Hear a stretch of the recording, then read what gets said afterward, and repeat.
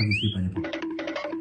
Okay. Kasi po, sir, nagsinungaling po ako noon na sa kanya. Kasi siya po yung nakapagpabago sa akin.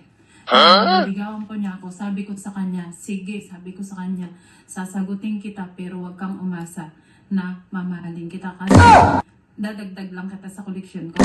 Sa kanya. Sinabi niyo? Kasi bata ka pa. Sabi ko sa kanya. Sabi niya, sige gawin mo, pero seryoso po ako. Sabi niya, ganon. So inamin mo sa kanya na idadagdag mo siya sa inyong koleksyon. Kumbaga trophy. Opo, yung paglalaruan lang po. Tapos, Paglaruan mo lang siya. Opo. Oo, at tapos naging honest ka pala. Opo. Tapos sabi ko sa kanya, kung ayaw mo pa rin maniwala, i-open mo yung Facebook account ko. Sige, bigay mo password. Tinignan niya po na marami pa talaga ako makachat ng mga boyfriend. Tandali lang. Mr. Henry, huwag ka nga mag-inarte dyan. Sinabi pala sa'yo ni ma'am na gagawin ka lang niyang koleksyon. Isasama ka niya sa mga koleksyon niya, sa copy niya, tapos ngayon iyak-iyak ka.